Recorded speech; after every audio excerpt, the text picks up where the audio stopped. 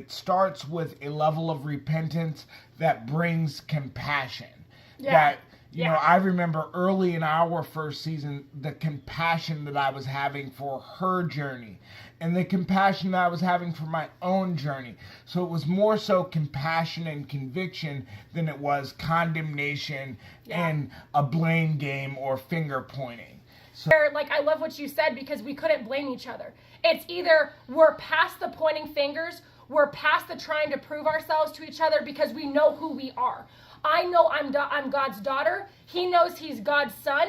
And we know that we have a greater purpose, and it's restoration for the generations. Something that God would constantly show my husband. It's about the generations. It's about your children. It's about healing what the enemy tried to pull down, right? Those seeds of rejection, those seeds of abandonment that the enemy tries to bring down. That's why restoration of marriage is so important, and it's so exciting to be a part of. But it's also having, like you said, compassion, because you're learning on the job, you guys. This is really what you're doing. You're learning on the job. With you, the way that God really showed it to me was that repentance brings commitment instead of resentment.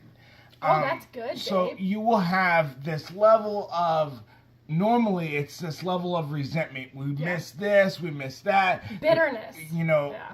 finances are bad, or, you know, if you have children, you know, their behavior is poor. There's all this fruit, this negative fruit that's going on, and I resent you for the negative fruit.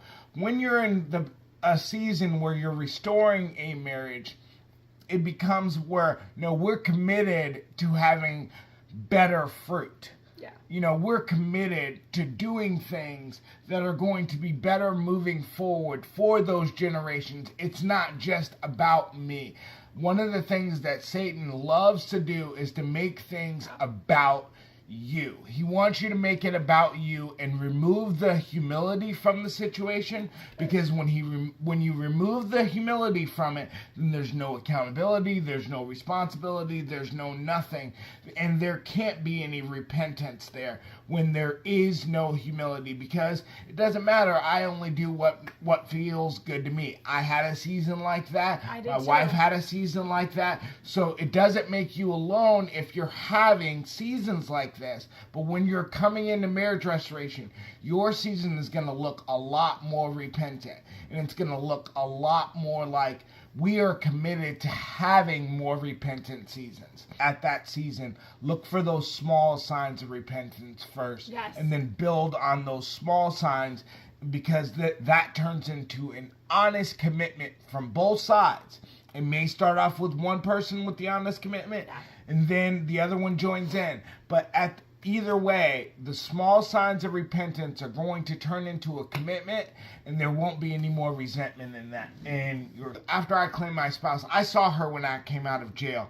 And I told her very, very clearly, God explained to me how this process is going. And she's like, well, I'm still married. And I was like, it will be me, you, and him for the rest of your life. I don't care. However, and that's the amount of boldness that you're going to need in this season of marriage restoration. It can't be this whole, like, timid, I want to sit in the corner and plan my own rejection.